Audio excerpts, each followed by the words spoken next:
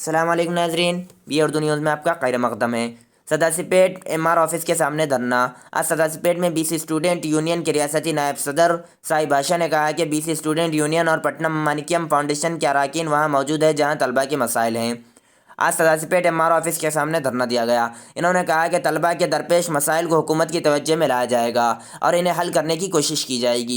ये अफसोसनाक है कि रियासती हुकूमत जो मूसी की सफाई के लिए करोड़ों रुपए खर्च करने को तैयार है, लेकिन तलबा को स्कॉलरशिप अदा करने में इन्हें दुश्वारियाँ पेश आ रही हैं। इन्होंने हुकूमत से 7,000 करोड़ रुपये के वाजिबात फौरी तौर पर जारी करने को कहा। पड़ोसी रियासत आंध्र प्रदेश में स्कॉलरशिप 20,000 रुपये दिए जा रहे हैं और रियासत कर्नाटक में 15,000 रुपये दिए जा रहे हैं। हमारी रियासत जो कि एक अमीर रियासत होने का दावा करती है, वहाँ तलबा के साथ बड़ी नाइंसाफ़ी की जा रही है। पटनम मानिक्यम फाउंडेशन के मेम्बरान साहिब बादशाह ने कहा कि हुकूमत को चाहिए कि वो BC, SC, BC, ST और अक़लियती तलबा के लिए 20,000 रुपये के स्कॉलरशिप में इजाफा करे। ये थी हमारे नुमाइंदे मंसूर अहमद की रिपोर्ट। अगली खबरों के लिए देखते रहिए बी उर्दू न्यूज़।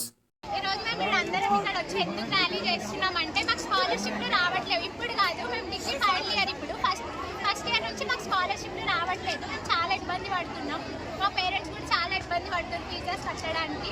సో అవి రిలీజ్ చేస్తే బాగుంటుందని మేము ఇప్పుడు ఎండలు ఇక్కడికి వచ్చినాము. ఇది final year, first year second year కూడా మాకు రాలేదు, అందుకే ర్యాలీ చేస్తున్నాం.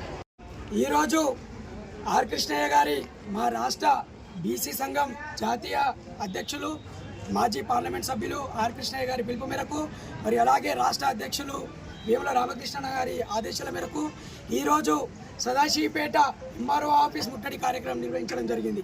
ఇది ఏంటంటే ఈరోజు తెలంగాణ రాష్ట్ర వ్యాప్తంగా 7,000 కోట్లు ఫీజు రీయింబర్స్మెంట్ స్కాలర్షిప్లు విద్యార్థులది పెండింగ్లో ఉండడం వల్ల తీవ్ర ఇబ్బందులు పడుతున్న పరిస్థితి ఈరోజు విద్యార్థులు తెలంగాణ రాష్ట్రంలో ఉన్నది.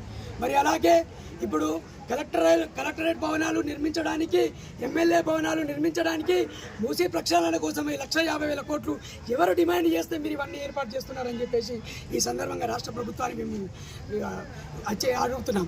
ఈరోజు విద్యార్థులకు 7,000 కోట్లు రిలీజ్ చేస్తే ఎంతో ప్రశాంతమైన జీవితం వాళ్ళని సాగిస్తూ వాళ్ళ విద్యని కొనసాగిస్తూ పై చదువులో పోయే పరిస్థితిని ఈరోజు రాష్ట్ర ప్రభుత్వం అడ్డుకుంటుందని చెప్పేసి ఈ సందర్భంగా సిగ్గుచేటుగా భావిస్తున్నాం ఈరోజు ప్రభుత్వాన్ని.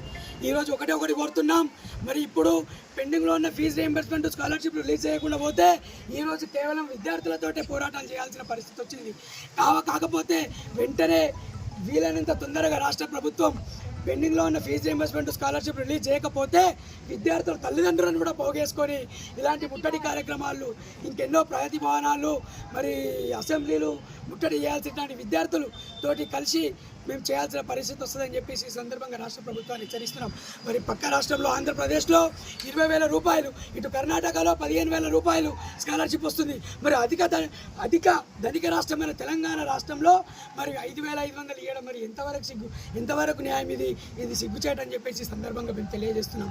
మరి అలాగే ఈరోజు గురుకులాల్లో సొంత భవనాలు లేక విద్యార్థులను బయటకు పంపించి తాళాలు వేస్తున్న పరిస్థితి ఈరోజు మన తెలంగాణ రాష్ట్రంలో ఉన్నది.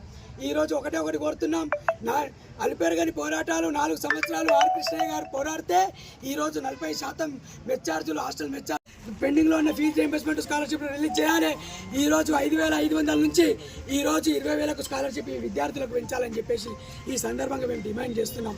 మరి అలాగే ఈరోజు మా పట్నం మాణిక్యం ఫౌండేషన్ సభ్యులందరూ కలిసి ప్రతి ఒక్కరం కూడా ఈరోజు PMK SC ST మైనార్టీ విద్యార్థి సంఘాలందరం కలిసి పట్నం మాణిక్యం ఫౌండేషన్ సభ్యులం అందరం కలిసి ఈరోజు మేము పోరాటాలు రోడ్డు మీదకి వచ్చి చేస్తుంటే దానికి విద్యార్థులు సహకరిస్తున్నారు.